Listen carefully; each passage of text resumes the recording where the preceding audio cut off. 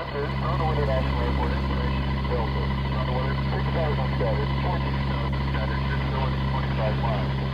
Temperature 2.1.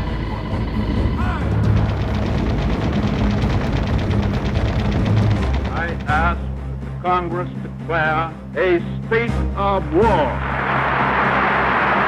If the signal went away, people could die, and we knew that. Past and present men, for the honor, respect, and devotion to duty you displayed over 66 years of LORAN service. Mission accomplished. 3, 2, 1, push. And then suddenly, on one day, with literally a turn of a switch, there is no more LORAN transmissions. The LORAN day is closed. Log it so.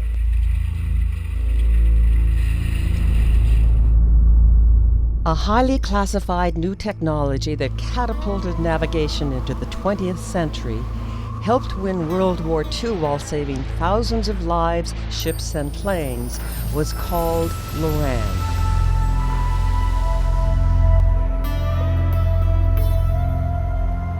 Because of its extensive coastline, proximity to international borders of wartime allies and enemies, Alaska played a critical role in LORAN history. Aids to navigation have been a significant mission for the United States Coast Guard for over 2 centuries.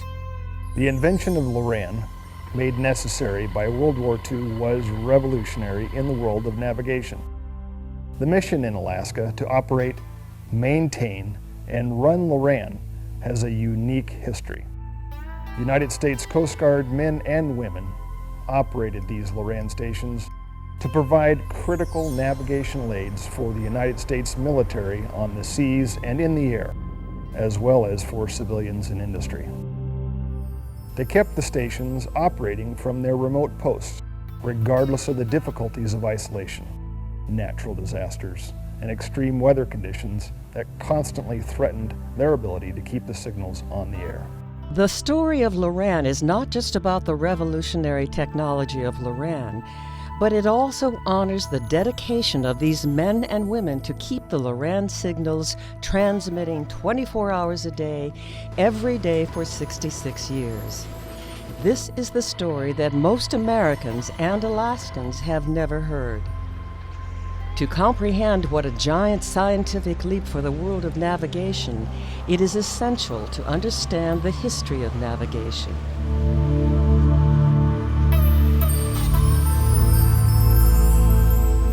For thousands of years, mariners looked to the stars for help to navigate the seas. They learned to read the weather, tides, and currents, memorized coastal landmarks, and underwater hazards. Logs of their observations of sea life, weather, geography, navigation, and life experiences were precisely written in treasured captain's logs hidden out of sight under lock and key. When they left the sea, they sold or passed on these unique books of knowledge to younger captains who took their place at the helm. Operating with few mechanical navigational aids, they used their common sense, good judgment, instinct, and intuition to survive. The ancient world of the Chinese 2,000 years ago invented the compass. By the mid-1700s, there were tools such as sextants, telescopes, signaling with flags, and the chronometer, a mechanical clock that kept time. Another ancient navigation aid was the lighthouse, whose line of sight could be seen as far as 25 to 35 miles away. When we were out in the middle of the ocean, we'd be using our sextants to determine where we were. And at noon, we would take latitude, and then we'd work out the speed and distance for the day, and how many more days the trip was going to take, and all the rest of it. What I would do is I would set my watch onto a clipboard, and then I'd go out on the bridge wing, and then you'd take a bearing and the approximate altitude of the star with your sextant, and then hopefully it would be there, and you'd find it, you'd bring it down at the horizon, get the angle, get the time, and then you'd go around and you'd take your 9 stars or whatever, and then you'd go and do the calculation. And then actually laying it down on the chart, and then drawing all these lines of the stars, and getting across or a fix of sorts. Using that fix, the mariner would then determine his position by dead reckoning, estimating his position based on speed and direction until the next fix was taken just before sunrise and again after sunset.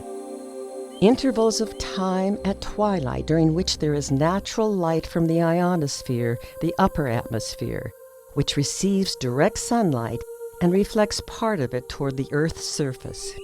And you could take a fix and a bearing off a point of land, and you just draw with your compass, and you'd have a position. That was the primary way that most of us navigated. These were the navigational tools that were in use up to World War II.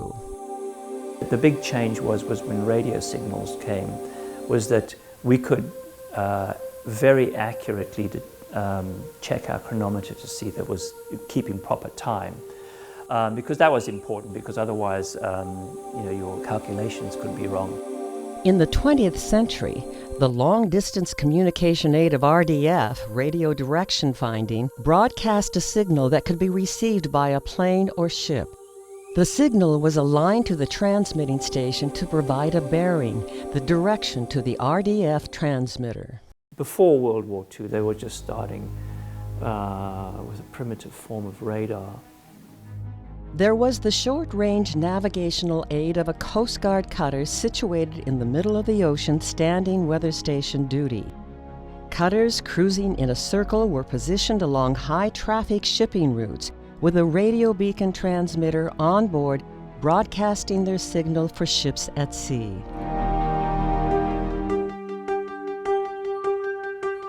At first, it was called a radio obstruction detector, and then evolved into a radio detecting and ranging system called radar to do short-range navigation about 25 miles line of sight.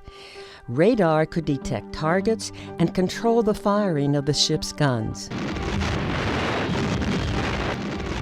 Those were tremendous advantages that Britain and America had. Having radar and the Germans not knowing, how come they knew where we were. In Europe, World War II started on September 1st, 1939, when the Germans attacked Poland. Although the United States remained neutral, it joined the Canadians, British, and the Soviets, shipping war material to Great Britain and the Soviet Union, which made them a target for the German Wolfpack U-boats.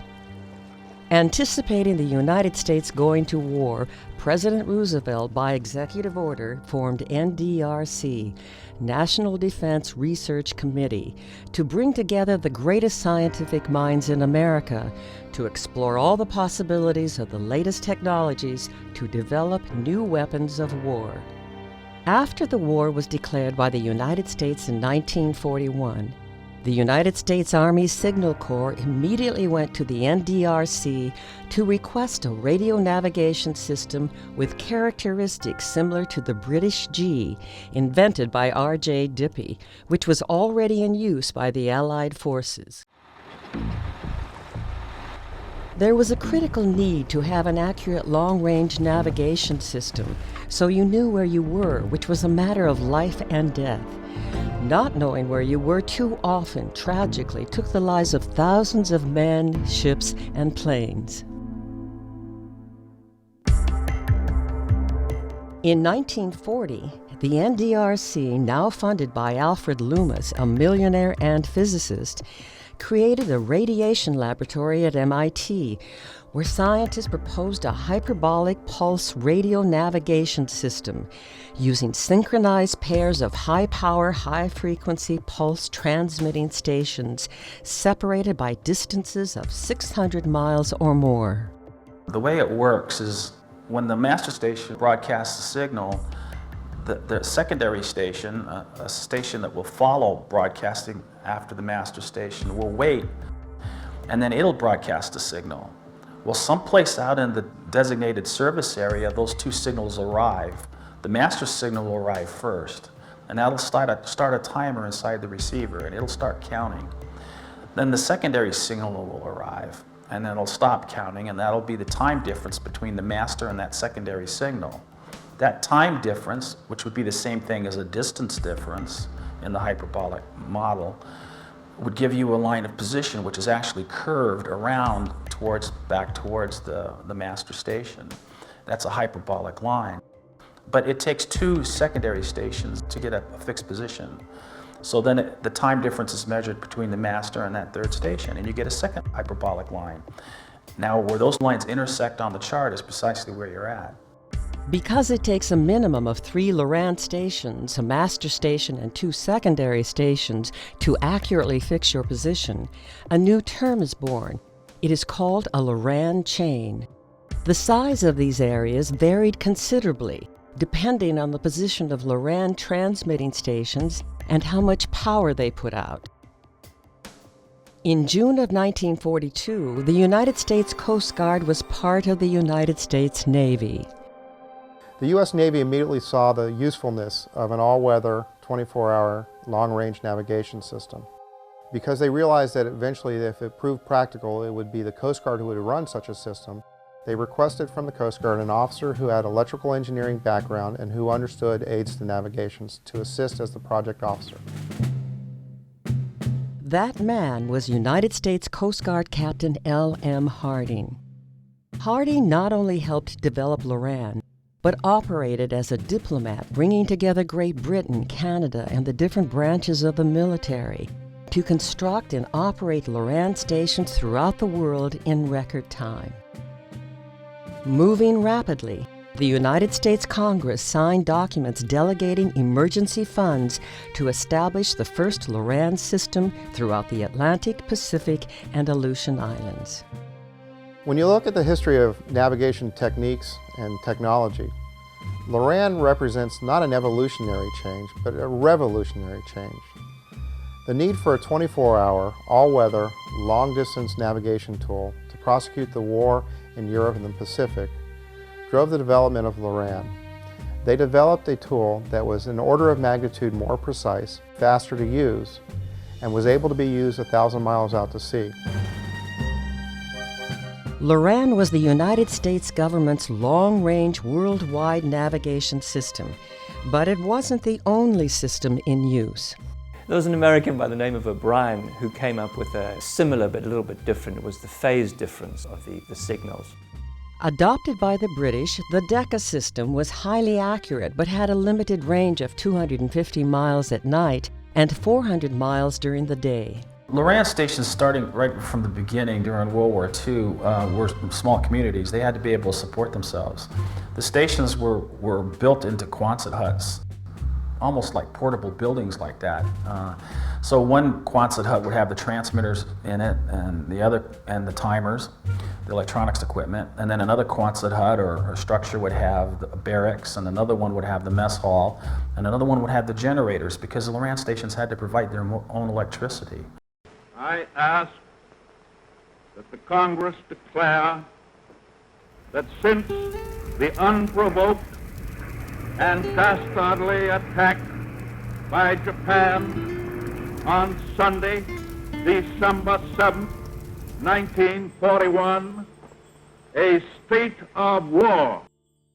In 1941, the invasion of Europe by Hitler's armies, the bombing of Pearl Harbor, and the invasion of the Aleutian Islands and the territory of Alaska by the Japanese, combined with European forces trying to beat back the German invaders in Western Europe and the Mediterranean, forced the United States to declare war against Germany and Japan, just in time to strengthen the tired and battered military forces of Europe and the South Pacific that had been fighting for 2 years. Outraged that the Japanese dared to bomb United States territory and mount an invasion of the Aleutian chain, an overland route to Alaska was built. It was called the ALCAN, the Alaska-Canadian Highway. Now, military bases of the United States Army and Air Force could be constructed. Supplies and thousands of soldiers could be deployed into the Alaska Territory. With LORAN, the United States now had the technology to provide the long-range, all-weather navigational system needed by the military throughout the Pacific and Atlantic theaters. The first LORAN long-range all-weather navigational system was called LORAN-A, with a range of 600 miles or more.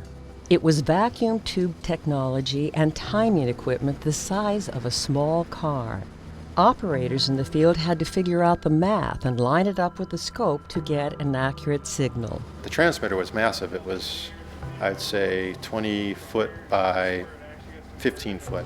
And then you could walk inside of it, and everything was kind of spread out. There was vacuum tubes glowing, and they had these leaded glass shields around there because supposedly it was giving off some type of gamma radiation that could hurt you. They were my babies.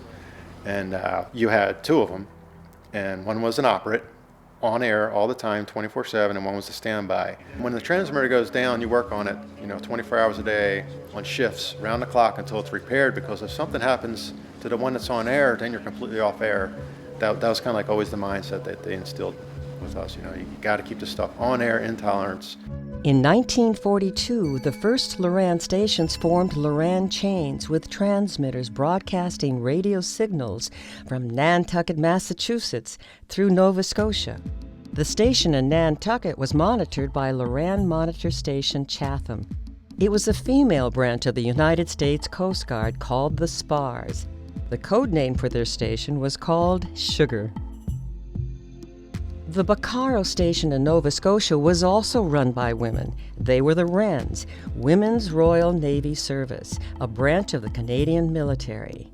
Their all-women crew was also helping to design electronic circuits for the new highly classified LORAN equipment, working in secret, hidden behind curtains in a small office.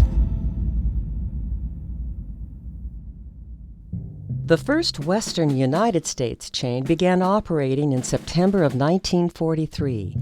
It was the Coast Guard LORAN Bering Sea chain with master station on Cape Sarachev and secondary stations at St. Matthew, St. Paul, and Umnak. In January of 1944, Coast Guard LORAN station on Attu Island became operational. These Alaska stations were vital to the defense of the United States to begin offensive operations against Japan. But it wasn't easy building LORAN stations in remote sites such as Attu. The best way to explain it is, imagine that you want to build a house in San Diego. Your Home Depot or Lowe's that you're getting your supplies from is in Dallas, Texas, and you currently live in Miami with the architect. And the only way to visit the site is to take a boat through the Panama Canal. During World War II, 3 LORAN chains consisting of 9 LORAN-A stations were established in Alaska. Lessons learned by building the isolated LORAN stations in Alaska were used to expand the LORAN system throughout the Pacific. Not only was LORAN a huge benefit for navigation, but its users, the military, turned it into a deadly weapon of war to guide bombs to enemy targets. It also reduced training needs for navigators, reduced accidents, and saved on manpower. Precision bombing enabled bombers to spend less time over the bombing sites looking for targets, reduce flight times, and with shorter flights, planes could carry more bombs. LORAN was also resistant to jamming.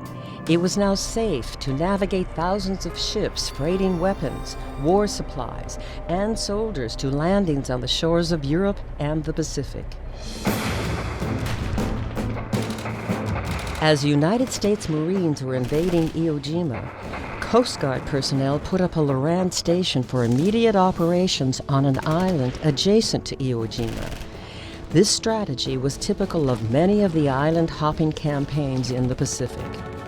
The United States Army Air Force also operated LORAN stations in Asia to support supply routes from India as part of the war against the Japanese invaders in China and Indonesia. LORAN coverage enabled B-29 superfortresses from great distances to firebomb Japan and ultimately drop the atomic bomb on Hiroshima and Nagasaki. Throughout World War II, the Germans and the Japanese heard the LORAN signals but never figured out what they were until LORAN's secret operation was declassified after World War II. So the war's over, and the U.S. government realizes they have an incredibly powerful navigation tool that's being run by the U.S. Coast Guard. With a decision to declassify it, it was then able to be turned over for civilian use. So suddenly you had 75,000 receivers available for use with 2.25 million LORAN charts, which covered 3/10 of the world at nighttime navigation. Additional LORAN-A stations were built in Alaska after the war. As technology advanced, a new improved LORAN system called LORAN-C was developed. The first LORAN-C chain in Alaska was called the Northern Pacific Ocean Chain, consisting of Attu, St. Paul, Port Clarence, and Sitkinak. In 1977, the Gulf of Alaska chain was added to include Narrow Cape, Tok, and Shoal Cove. LORAN-C was mostly automatic and provided readouts of longitude and latitude. Operating at a low frequency of 100 kilohertz, it was able to reach further and penetrate the ocean deeper, allowing submarines to pick up LORAN signals without rising to the surface and putting them in danger of being discovered by the enemy. Outside Alaska, LORAN stations switched from vacuum tube to solid-state technology. LORAN-C was just a big step up. You could just dial in your numbers, and you didn't have to look at a scope and line things up. It was a stronger signal, it was a more accurate signal. However, in Alaska, LORAN stations were saddled with the now aging vacuum tubes and all their maintenance difficulties. The biggest maintenance challenge is the antiquated equipment, the cost and reliability of it. The tubes were very labor intensive, very difficult to support, very expensive, providing electricity. They consumed a lot of electricity. The frequencies that were bad with LORAN were those big glowing tubes. That's why they had this leaded glass around there. Don't want to get too close to those tubes. 48 inches separates the two transmitters, so I mean you've got radiation on both sides. If both those things are running, it's kind of like a little fry zone there if you just don't want to spend much time in the middle and getting exposed to that. The biggest maintenance factor we had was cleaning the transmitters, performing routine maintenance, weekly, monthly, annually maintenance on the transmitters. Some of the parts were so complicated you couldn't repair them at the station, so you'd pull like the circuit board out, you would send it back to a repair facility on the East Coast. Basically, if something broke, you kind of had to try and figure it out yourself. But C-130 would come in and resupply us every 2 weeks or so. So you'd be waiting for these parts to come, hoping that the parts you ordered were the correct ones. And another challenge with being out on that too is that it's just a one-year tour. So you kind of constantly have this staggering rotation. Training was definitely a factor, dealing with antiquated equipment. It was very difficult to work on the equipment. It was challenging. You want to have a technician come into the position there and just be able to just hit the ground running. Everything we did at that station revolved around keeping those transmitters, singing along happily and doing their job.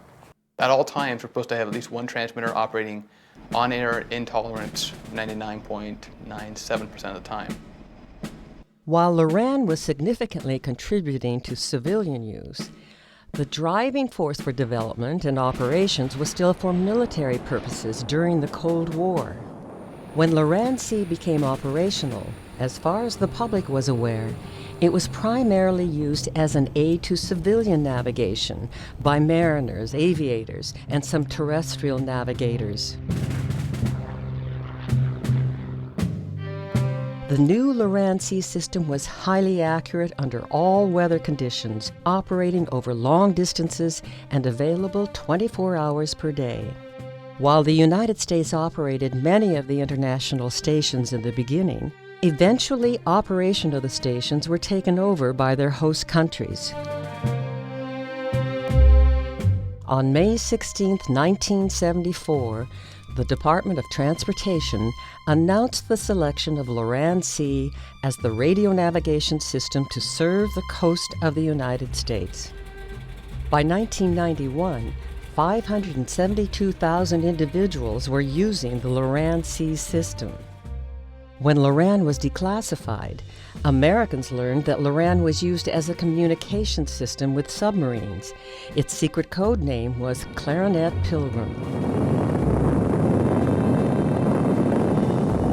Certain LORAN stations could also be used as a navigational aid for the United States submarine fleet to launch missiles.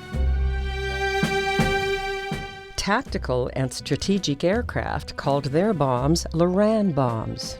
United States bombers in Vietnam used LORAN. The Gulf War Special Forces doing missions behind enemy lines used LORAN because its signals were not deterred by desert dust storms. LORAN was one of the greatest contributions from the United States Coast Guard to our country's national security. In summary, a world LORAN system is now in existence. Engineering and technical knowledge is available for the asking. A weapon of war can now be used to save civilian lives, ships, and planes. The system and equipment are reoriented and readjusted for peacetime use, and a great part of the world is now charted for use of LORAN.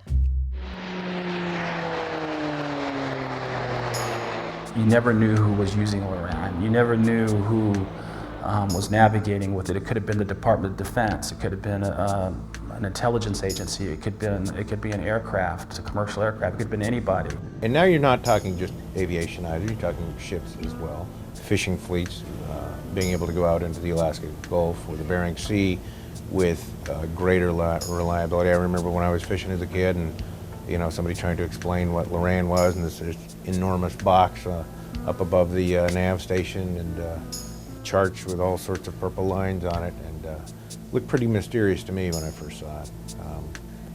But it helped us find our crab pots. I like to liken it to lighthouses, but kind of lighthouses without the light. They told people where they were, and that's important. LORAN C signals were generated using cesium atomic clocks synchronized to UTC, Coordinated Universal Time maintained by the Naval Observatory in Washington, D.C. All the timing for debit cards, controlling switches for dams within a millionth of a second, among many other industry and civilian uses, come from these atomic clocks made possible by LORAN technology.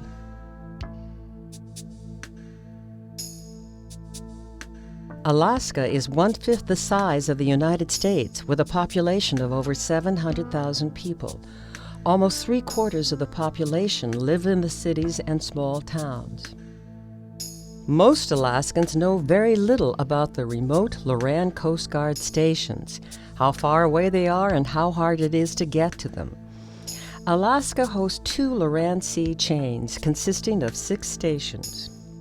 3 of Alaska's LORAN C stations, Attu, St. Paul, and Port Clarence, were listed as isolated duty stations. They were a 1-year restricted tour from your family, and not on electrical power grids or near populated areas. Shoal Cove outside Ketchikan was a semi-isolated 2-year duty station. You're away. The remote LORAN stations like Attu or Port Clarence, that's when you're away. That's really the most remote and probably the place where you're going to see the greatest development of the LORAN culture.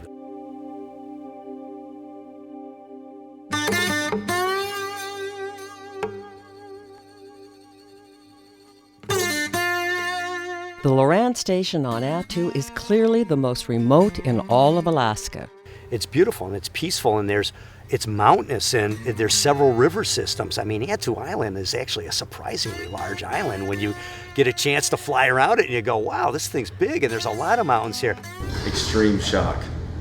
I'm not used to seeing a whole lot of snow in Alabama, and then coming here, stepping off a plane, and it's buried under 5 feet of snow in most places. Winter is pretty harsh.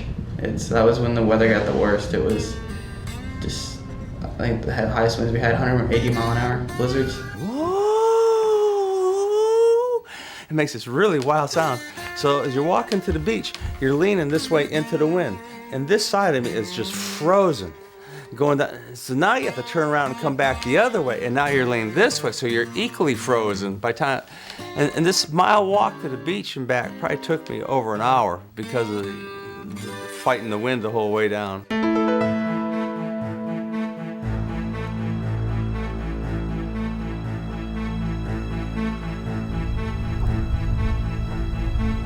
Oh yeah, you see the wildlife everywhere you go out here. The snow owls are definitely an adventure. And you look at the map at how many streams and rivers and stuff on there. There's a lot of fish that come there to spawn.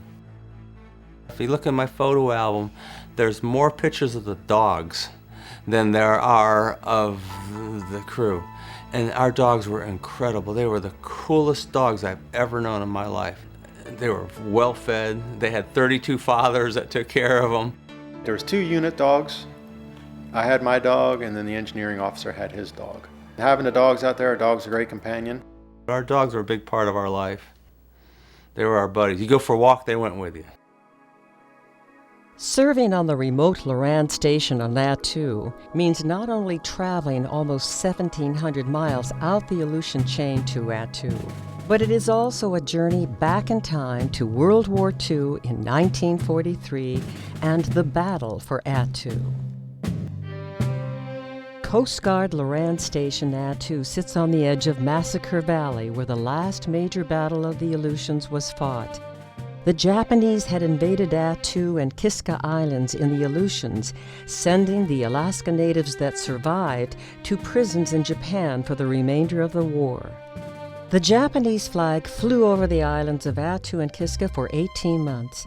It was a matter of honor and pride that the Americans defeat the Japanese, take down that flag, raise up the stars and stripes, and kick out the only foreign power that had ever put boots on American soil. They fought for our country, and some of them did die. And spiritually, I think that hits me because I feel that I'll never be able to match up to what they've done out here, but all I can do is really take it in and just respect what they have done. It's a very rough area to fight in, and a very interesting choice of theaters. Just the tenacity that those guys showed trying to get them out of here, and the pride that they showed saying, hey, look, not on our watch, that we're not going to let you compromise American soil. It's sobering, definitely, and I have a whole new appreciation for the sacrifices they made. It's amazing to just be on that mountain and think that people went up that while being shot at, because it's almost impossible to climb it under normal circumstances when there isn't any snow. But with snow and people shooting at you, I don't know how they did it. The Americans went up the side of the mountain and finished off the last of the Japanese, and you'll see it goes from casings from rifles to casings from pistols. So you can tell where things got intense. I went over to the naval brig. That was very interesting and very neat to be able to go inside of there and see all the hash marks on the walls from the prisoners that were in there, and counting down their days. The station breathed history. Attu was basically I looked at it as an outdoor museum. We had documentation from World War II when the battle occurred. We had all these old maps and old pictures. There was one Medal of Honor recipient out there. The guy was a machine gunman, and he shot a .50 caliber, a Browning automatic rifle, and there's the shells. There's the guy's helmet with the bullet hole through it. That it's just pieces of clothing, shoes. It's all still out there. It's amazing.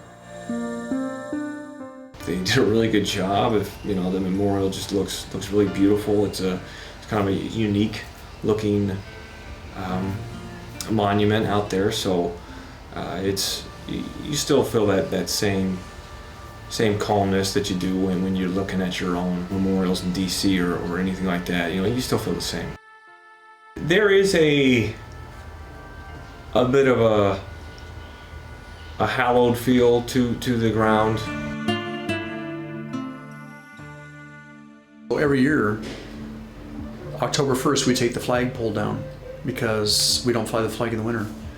And then we put the flagpole back up May 11th every year. Each day then after May 11th, we kind of remind ourselves of today they've been in in this battle now for 5 days, hey, on May 16th, and realize, you know, there's still a long ways to go. Looking at the place names on the map of Attu, one would assume Terrible Mountain, Murder Point, Massacre Valley, Massacre Bay were names given to the island from World War II. But they commemorate battles with the Russians during the last couple of centuries who invaded Attu, capturing wives and enslaving Attu hunters to hunt and kill fur seals for the lucrative Russian fur trade. I took a picture out there the other day and the flag was still up. And off in the distance you could see the mountains and there was sun shining through, and then there was places that was dark. And the commander says, it kind of looks like light and evil, all in this one picture, which summarizes pretty much how Attu is. There's this prettiness to it, and there's a lot of darkness to its history.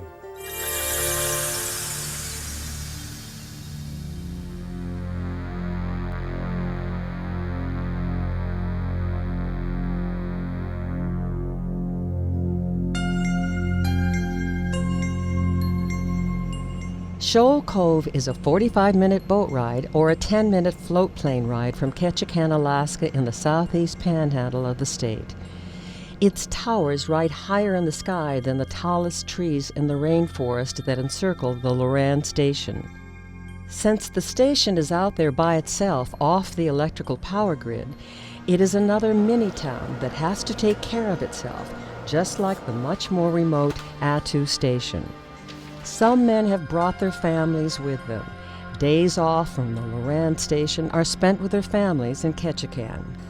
You know, even being away from my wife and my son during the week, we have, you know, wireless internet capabilities.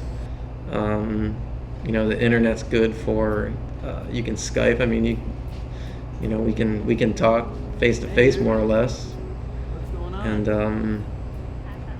you know, we have phone service and TV here, so we can, you know, stay in touch with the, you know, things we like to do. It was hard on our girls being out here because we're a pretty close family, and they weren't really used to me being gone a lot. I've been in the Coast Guard for 12 years, and we've been married for 6. She's had to adapt to this LORAN lifestyle. But she's been there since day one, so she's a trooper. Then you think about it, you walk outside and you see a huge black sky with stars everywhere, and you're like, there are 6 billion other people in this world. I'm so small compared to everything that's around me.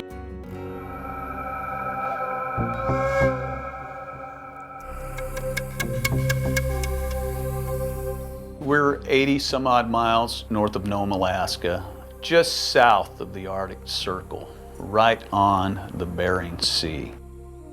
It was determined that another LORAN station was needed for the Bering Sea and the Gulf of Alaska. So construction began in 1961, and by 1962, this station was on air, fully outfitted with personnel and all the equipment that was needed to be totally self-sufficient. The 1,350-foot tower that's here right now is the original tower that was built in 1961. Port Clarence was the strongest broadcast transmission in the chain at 1.2 million watts. You look around and all you can see is the ocean, you know, the Bering Sea, Port Clarence itself, and just this tundra as far as you can see. It's on the site of that's been inhabited by natives for 10,000 years.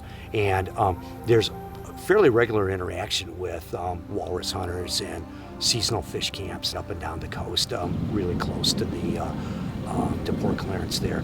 I think it's a very interesting place to be.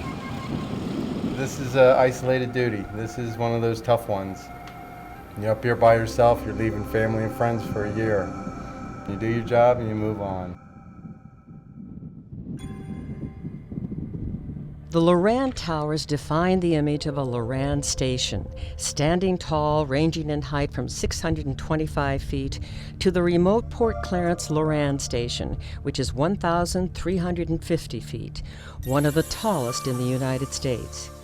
These towers are engineering feats of their own, including a design that allowed the tower to essentially screw itself into the ground if the guy wires were to break loose. The tower is a big piece of metal sticking up out of the ground, so just like a bridge, it's going to contract, expand, twist. And then the biggest thing out on that too was the wind. And the highest wind that I saw was 138 miles an hour. It's also electrified, so if you get on the tower wrong, you could shock yourself pretty bad. Before you climb, you just don't climb blindly. You get training on it. And then you actually have to get certified. They cover proper climbing techniques, all the safety equipment, the harness you wear. You get a full body harness and some big lanyards with big carabiners on the end, and you have to just be slow and decisive. First one I really climbed was A2. That was my first, really live tower. When you're up there on the top, it's 625 feet up there, and you kind of feel it, the whole thing. It's almost like it's breathing. It's kind of like swaying back and forth with the wind. On the very top of the tower, there would be a place where, Bill was here in 1976. You could kind of make your mark, and it'd be neat. You go up there and you see some pretty old signatures. You come down off the tower, you're all excited. Yeah, I did it. Oh, it's great. You got to get up there. It's your turn. And now you're certified. Go forth and be a tower person. Cross-training is a necessity at remote stations such as A2, Shoal Cove, and Port Clarence. The stations are mini-towns whose commanding officer is the town mayor. They are in charge of all utilities management and maintenance. There are more jobs than people, so each individual has to learn how to do as many jobs as they can. The Coast Guard personnel take pride in doing so much with so little. You might have to do something that's not necessarily in your core job competency, but you know it well enough that you can do it because it's what needs to be done at the time. You never know what's going to happen, so you got to be prepared for all of it. A big part of the training is mentoring. The idea is to challenge your people when you're out there and motivate them to do different things they normally wouldn't do. Push people out of their comfort zone a little, because in this job you kind of have to go outside what you know and learn and keep learning to be effective. I like being able to pass on to these guys that have never worked on some of this stuff how to do it. When I move up, I'll make sure I pass it on to the next guy, and that that creates that good chain of knowledge, and that way nobody gets left behind. If they do a good job, we let them know. And if they do a bad job, we let them know. Got it, Chief. Appreciate it. And then you go forth, and it can be challenging when you're in that mentor position. Is that you got to give, the junior people, you got to give them chances to make mistakes and to learn. We try to keep it very, very high morale, very high motivation. When you're out there on A2, there's not much to do. And it's pretty easy to kind of become a hermit and just stay in your room, come out, do your 8-hour day, and just kind of go back in your room and not get involved. It's like a family, you always have like good moments, and there's always, sometimes there's bad moments, and we work it out, and conflicts actually sometimes makes people like bond better. We really stress, to get involved. We coordinated weekly events. We would have bonfires.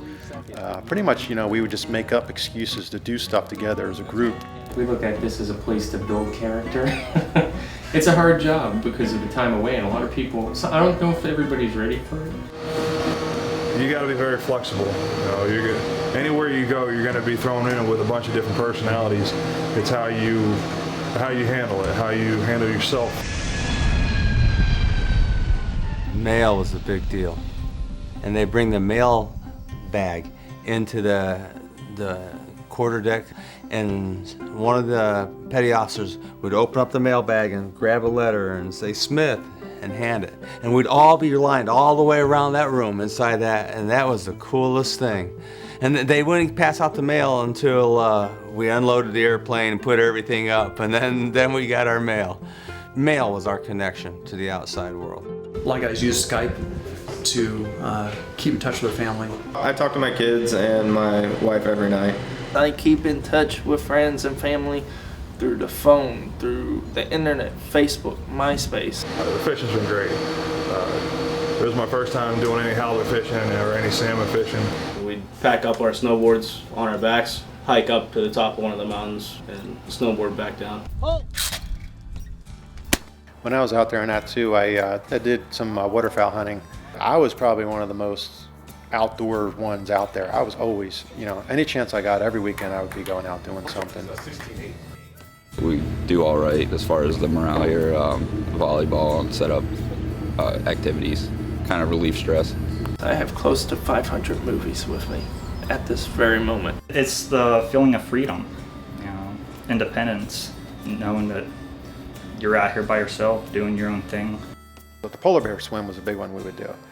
Basically, we'd go out New Year's Day, and we'd all be standing there on the beach in our shorts. Then we would go in, swim out, and then come back, and the water was, 38 degrees or something. We could do so much with so little for so long. We could do almost anything with nothing forever. And we did it at 99.8% reliability. They were called LORANimals, ETs, electronic technicians, who chose a career path in the LORAN elite community, knowing that at some point in their career, they would have to serve for a year away from their families on an isolated, restricted duty station in a place as far away as Alaska. Their specialized technical skills were honored by the Coast Guard, who worked hard to keep the highly trained LORANimals within the LORAN community. Significant emphasis was placed on the technical and leadership development of these individuals, so that eventually this organic workforce would produce its own future leaders. Unlike other enlisted ratings of the Coast Guard, the electronic technician LORANimal had the unique opportunity to become the commanding officer of a LORAN station. These ETs were a tight group that ran their own small communities, doing tour after tour on LORAN stations. Lovingly, we call them LORANimals. The LORANimal is this mythical creature that has run the transmitters that put this signal out there. How do you define and encapsulate the history of LORAN? And to me, it's the people. And it's on several levels. You're talking about the people who buy the supplies for you, the logisticians who are there supporting you. You're talking about the aviators and the cuttermen who are delivering the supplies to you. The civil engineers who are building and maintaining facilities for you. They were, a very unique bunch. I'm very dedicated to maintaining that signal, and at whatever cost. And it had costs. They were out at these remote stations for a year at a time. Sometimes they would repeat it. It took a certain kind of person to support LORAN. You have to realize where they were at. In addition to Attu, there are places like French Frigate Shoals in the middle of the Pacific, to Japan, to Spain, to Italy, to Germany, to Iceland, all of these places. And these were where people were serving for a year at a time. LORANimals, tough. And that was what the LORANimal was. That was a person who spent all that time in the thing, who was out in the middle of nowhere. It was a different breed of Coast Guardsmen and women later that were isolated out here. But once it got into your soul, that was something that they did. And LORANimals were a tight group of people.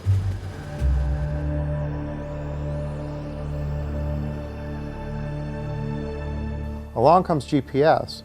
And really what you've done is you've just taken, instead of having a 600-foot tall LORAN tower, you have a really tall tower, and it's called a GPS satellite in space. You're taking a radio signal from a known position that travels at a known speed and arrives at you. And by calculating the difference between the time of 3 different signals arriving at you, you know where your position on Earth is. Now, it's immensely more complex going through space and the ionosphere and all that happens than it does a radio tower that LORAN represented. But the groundwork of radio navigation was the creation, and the basis of LORAN really was the foundation on which GPS was developed. In October 2009, as part of an overall effort to eliminate duplicated federal programs, Congress enacts a law terminating the LORAN system. With the growing use of GPS and other technological advancements, the United States Coast Guard LORAN Sea stations are considered outdated. They are decommissioned over the course of 2010, beginning in February. The life of LORAN was 66 years. During that time, 138 stations were operating in approximately 33 LORAN-A chains. Because of its proximity to Russia and Canada, Alaska hosted 2 LORAN Sea chains with 6 stations and shared stations with both Canada and Russia, keeping the Arctic safe for ships and planes in the north for all 3 countries. There were Coast Guard men and women out at the ends of the earth, away from their families, away from their loved ones, operating a signal that nobody could see. And by dedicating their lives at these remote sites to putting that signal out 24 hours a day, 365 days a year, decade upon decade, inevitably they saved many, many, many lives. Decommissioning activities include signal termination, demolishing all towers, and closing associated buildings. LORAN Station Act 2, you are ordered to immediately secure the Russian-American LORAN C 5980 X-ray signal. Aye, sir. 1, 2, 3, push. Sir, this is LORAN Station Act 2. 59 X-ray has been secured. The United States LORAN C signal at LORAN Station A2 is terminated on February 8, 2010, and the international signal is terminated on August 1, 2010. Transmitters A and B, named Karen and Ashley by the crew, are turned off, and the sound of transmitters grinding out 700,000 watts of power ceases.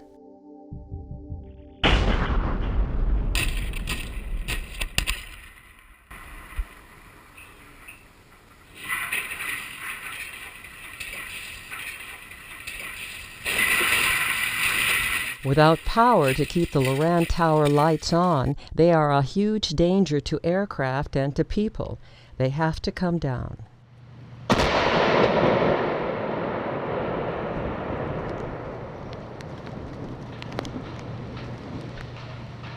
Hell, that's not buckling at all.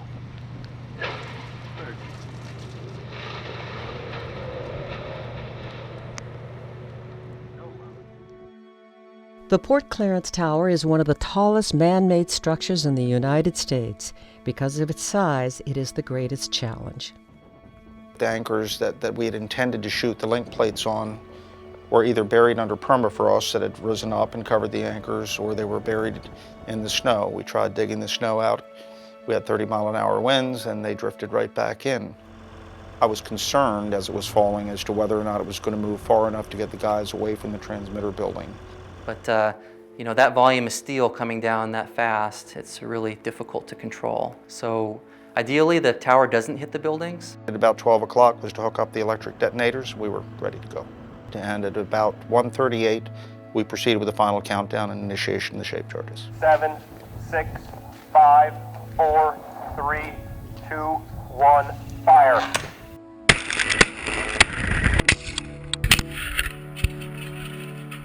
The structural guys, they released perfectly, and the tower began to what I call belly out. From its straight position, the center began to buckle.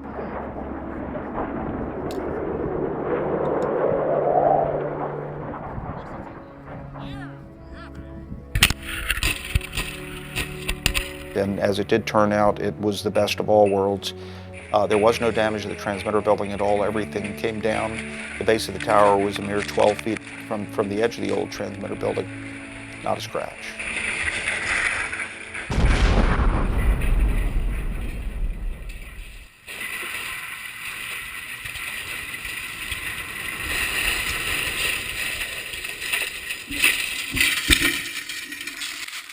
It's amazing how many young American men and women go to places like this in the middle of nowhere for the good of a lot of people, and it would be great if the rest of the country knew it. I think it's been a really huge deal for me to be one of the last people to come out here and finish up a tour. It hasn't been easy, it hasn't been always fun, but it'll definitely be missed. A piece of history ending, a chapter ending. I do know that the people navigating across the ocean in airplanes and seas were using our signal. And we knew the importance of the being in sync, on time, on air, because if the signal went away, people could die. Well, it's kind of sad, Tower's been up for almost 50 years. A lot of people spend a lot of time keeping it up. But, done deal now. Guys and gals came out to the station here expecting to have the mission of transmitting a LORAN signal for the public, and we went from that to finding out in February that we're closing down the station. They haven't missed a step. Great servers of the public, and I couldn't be prouder. Thank you. Past and present men and women of LORAN Station Attu for the honor, respect, and devotion to duty you displayed over 66 years of LORAN service. Bravo Zulu to all LORAN Station Attu Guardians on a job well done. Mission accomplished. It's a bittersweet moment to look back, is that for more than 67 years, these LORANimals toiled in what was often unrecognized service. They toiled under terrible conditions in many cases. There are stories of people who were assigned to LORAN stations in the Pacific who were in the transmitter building, which is under this tall antenna in the middle of a typhoon. We get flash message traffic that's basically said, do not go off air. So you slept between two transmitters that were energized, 400,000 and 500,000 watts of power. Middle of a typhoon, under a stick that if it fell will kill you. And all you know is somebody told me I have to keep it on. I mean, that's the kind of dedication they had. They simply didn't get much of the recognition that you get, or the headlines that you get from a major search and rescue case where lives are saved and things like that. They had to have an unprecedented availability of a signal. And not everybody knew that was on, so they toiled along, but they did it. And then suddenly, on one day, with literally a turn of a switch, there is no more LORAN transmissions being monitored or transmitted by Coast Guard. And in the words of the LORANimals, the LORAN day is closed. Log it so. For all who have kept the watch and maintained the station's reliability, who kept the signal alive, who kept the station supplied, who kept the station fed, who cared for the sick and accomplished the paperwork, who kept the machinery operational, cleared the runway and stored fresh water. For the air crews who all made, and for all who make a contribution to the sustenance and well-being of this station. For all the leadership who directed the operation, we give thanks.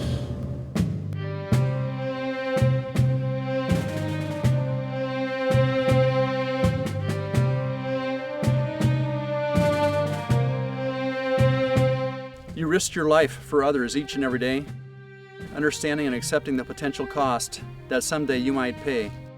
For such is the path of a hero, a terrain where only the brave would choose to go. For 'tis like a mountain pass, narrow and rugged, far removed from the peaceful valley down low.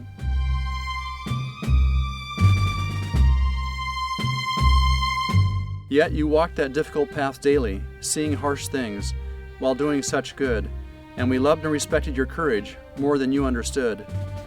And you were a blessing to countless people through your selfless and courageous deeds. Your efforts will impact generations through lives saved and all the good you did.